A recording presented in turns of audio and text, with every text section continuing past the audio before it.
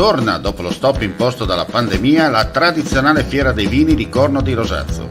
5 giorni tutti da vivere tra degustazioni, enoturismo, la mitica e unica grigliata come una volta e tanto divertimento. Il tutto all'aria aperta, di giorno e di notte, anche in caso di pioggia. Se sei un vero adoratore di Dio Bacco, a Corno devi andare perché chi beve solo acqua ha un segreto da nascondere. Fiera dei vini a Corno di Rosazzo, ingresso libero.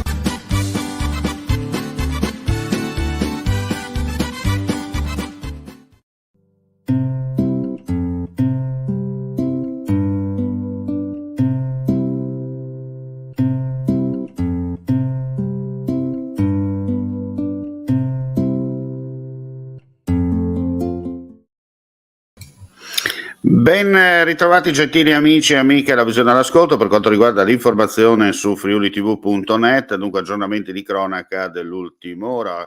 Andiamo a vedere con l'elezione per quanto riguarda andare a chiudere un po' il discorso relativo alle elezioni amministrative in Friuli Venezia Giulia con delle note di cronaca principalmente. E infatti con l'elezione di Igor Gabrovec, sindaco di Duino Aurisina, salgono 6 sindaci appartenenti alla minoranza slovena eletti in Friuli Venezia Giulia. Lo scrive oggi l'agenzia di stampa slovena STA, citando informazioni del quotidiano Primoški dnevnik.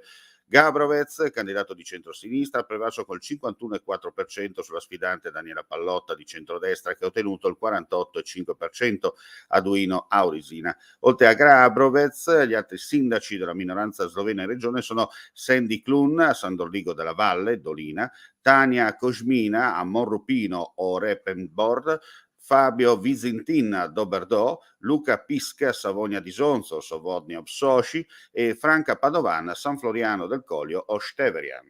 E adesso andiamo a vedere la situazione per quanto riguarda il Covid in Friuli Venezia Giulia. Dunque vediamo cosa è accaduto per quanto riguarda i numeri odierni. Diciamo subito che su 3.147 tamponi molecolari sono stati rilevati 143 nuovi contagi, 2.901 i test rapidi antigenici realizzati, dai quali sono stati rilevati 72 casi, anzi 721 casi, perdono. Le persone ricoverate in terapia intensiva sono 3, mentre i pazienti ospedalizzati in altri reparti 90. Lo rende noto la Direzione Centrale Salute della Regione Friuli Venezia Giulia nel bollettino quotidiano. Nella giornata odierna si registrano 4 decessi. E adesso cambiamo completamente argomento perché parliamo di trasporto pubblico locale con una bella iniziativa per quanto riguarda la Carnia, il servizio.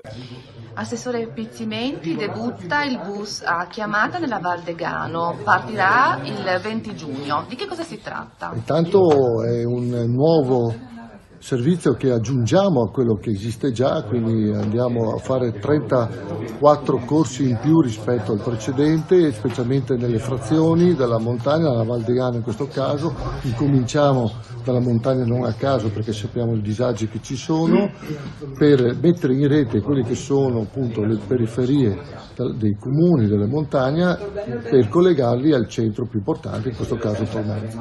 Durante l'illustrazione oggi qui della comunità montana della Carnia, lei ha ringraziato i comuni. Sì, questo progetto può avere un futuro solo se i comuni sono d'accordo, convinti e soprattutto riescono a interagire, collegarsi tra noi, il territorio e gli utenti finali. Fondamentale appunto il ruolo dei comuni e dei sindaci. E con questa notizia chiudiamo qui questa edizione flash del pomeriggio. Ulteriori news come sempre sul nostro sito friulitv.net. Grazie per la visione e l'ascolto e non resta che augurare a tutti voi un buon proseguimento di giornata.